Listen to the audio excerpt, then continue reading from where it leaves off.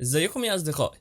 في الفيديو بتاع البيج تيرن افكت سالتوني لو ينفع نعمل كده على ادوبي بريمير، والاجابه باختصار هو اني استخدمت ادوبي افتر افكت لان دي مهمته اصلا، وده لان ده برنامج احنا بنستخدمه عشان نعمل عليه اي انيميشنز او مؤثرات بصريه عليه. طب وهل كده الفيديو بتاعنا خلص؟ وفي الحقيقه لا، ما خلصش طبعا. قررنا النهارده نعمل بونص فيديو جديد، ده انا هقول لكم ازاي تعملوها على ادوبي بريمير، بس مش كانيميشن، كترانزيشن. ومش بس مكتفي بترانزيشن واحده، لا ده انا منزل لكم 6 ترانزيشنات وهتلاقوا اللينك بتاعها في الديسكريبشن بوكس تحت. فيلا بينا على البرنامج نشوف هنعمل ايه. بصوا يا اصدقائي، الموضوع سهل جدا وبسيط. اول حاجه هنعملها ان احنا نفتح البروجكت اللي احنا شغالين عليه. تاني حاجه نعملها ان احنا نختار المكان اللي هنحط فيه الترانزيشن. فلنعتبر مثلا انا عندي مكان هنا في البروجكت ده انا مش حاطط فيه ترانزيشن.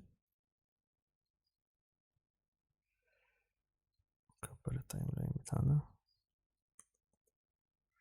اوكي، كل اللي احنا هنعمله بعد ما ننزل فايل الترانزيشنز من الديسكريبشن بوكس، هنجيب فايل المات ونحطه هنا، وهنجيب فايل الترانزيشن العادية ونحطه فوق. بعد كده ناخد حتة من اللاير اللي احنا داخلين ننقل عليه بمقاس الترانزيشن،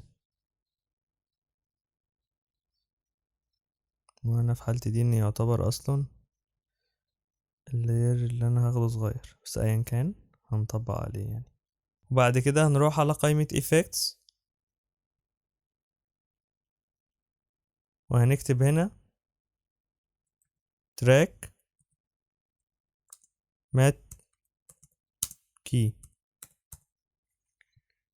ناخد الايفكت بتاعنا نحطه على اللاير اللي احنا لسه قاصينه، ونختار اللاير، وبعد كده نروح على قائمة الايفكت كنترولز وننزل تحت، نيجي على الايفكت بتاع التراك مات كي، نيجي على التشانل بتاعت مات ندوس عليها ونختار فيديو 3، ونيجي على composite using ونختار مات لوما،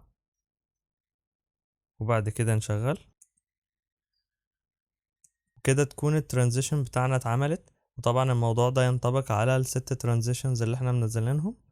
هو كل اللي انت هتعمله هتشيل اللايرين دول وهتروح تجيب اللايرين التانيين وتحطهم مكانهم، وتجرب وتشوف انهي شكل انت مرتاح له اكتر وتستخدمه. وطبعا ما تنساش تجيب الساوند افكت بتاع قلب الورقة وتحطه تحت هنا عشان الموضوع يبقى احترافي اكتر. وبكده يكون الفيديو بتاع النهاردة بتاعنا خلص.